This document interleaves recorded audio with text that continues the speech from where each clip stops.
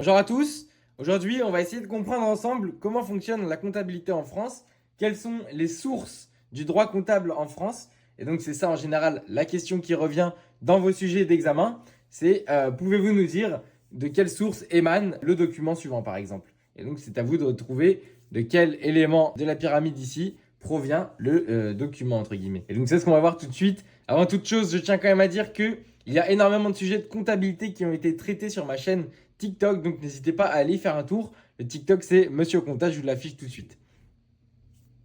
Donc revenons à nos moutons. C'est important de comprendre qu'en France, on a plusieurs sources de droit comptable. Donc c'est une pyramide ici que vous avez déjà dû voir dans vos cours. Tout en haut de cette pyramide, nous avons les directives européennes. C'est-à-dire qu'en fait, la France est positionnée en Europe et toutes les normes qui vont être appliquées à l'échelle européenne doivent s'appliquer à la France. Et donc, vous comprenez que les normes prescrites par l'Europe ne peuvent pas faire une impasse dans le plan comptable général. Le plan comptable général que vous retrouvez plus bas dans la pyramide a l'obligation de respecter les directives européennes, puisque les directives européennes sont dans le sommet de la pyramide des sources du droit comptable en France. Ok? Donc, toutes les normes européennes sont plus fortes, elles priment sur les normes françaises.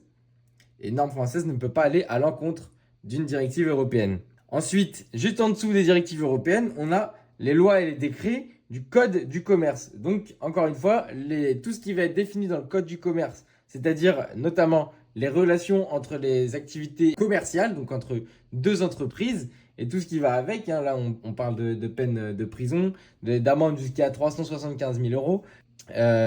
Donc, ce fameux code du commerce, vous le verrez en droit des sociétés. Et donc, encore une fois, il est plus fort que les règles comptables définies par le PCG qui se trouve dans la catégorie juste en dessous. Donc, comme vous le savez, le plan comptable général, il est émis, il est élaboré, il est mis en place par l'autorité des normes comptables. Et donc, l'autorité des normes comptables crée le plan comptable général et s'assure quand même qu'il soit en bonne conformité et qu'il n'y ait pas d'incohérence par rapport au code du commerce et aux directives européennes. Donc c'est important que le plan comptable général soit conforme avec les directives européennes. Et donc ça, l'ANC, il fait bien attention puisque à l'échelle internationale, donc à l'échelle de l'Europe, il y a d'autres normes qui vont s'appliquer. Ce sont notamment les normes IFRS, International Financial Reporting Standard. Et donc ça, c'est des normes que vous n'aurez pas besoin de maîtriser pour le DCG, mais c'est quand même important de le notifier puisque ça fait partie du programme quand même de l'UE9 de comprendre qu'il y a plusieurs normes à l'échelle nationale. Si vous voulez un petit peu aux États-Unis, vous avez également les normes US GAAP.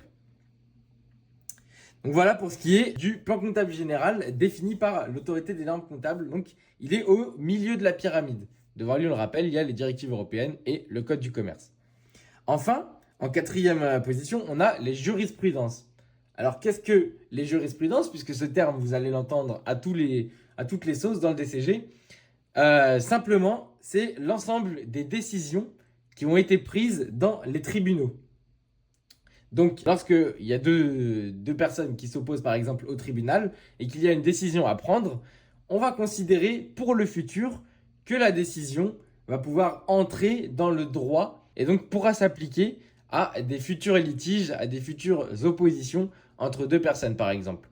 Et donc là, c'est l'ensemble en gros des décisions prises par les tribunaux.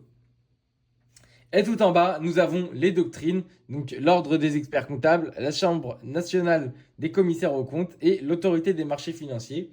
Et donc ça, c'est tout simplement l'ensemble des recommandations émises par chacune de ces chambres, entre guillemets, donc par l'ordre des experts comptables, par la Chambre nationale des commissaires aux comptes et par l'autorité des marchés financiers. Ce ne sont que des recommandations, mais donc ça arrive également souvent que dans les sujets d'examen, on se retrouve avec un document où dedans vous trouvez le mot recommandation notamment. Et donc si vous identifiez le mot recommandation ou un synonyme et qu'on vous demande quelle est la source du droit comptable, vous savez directement que c'est une doctrine. Ok? Donc voilà pour ce sujet. N'hésitez pas à mettre vos questions en commentaire. J'espère que c'était clair. Et puis si jamais vous avez des questions, mettez-les en commentaire. Je me ferai un plaisir d'y répondre. Et moi je vous dis à bientôt. Très belle journée à vous. Et retrouvez-moi sur TikTok si jamais vous voulez plus de cours.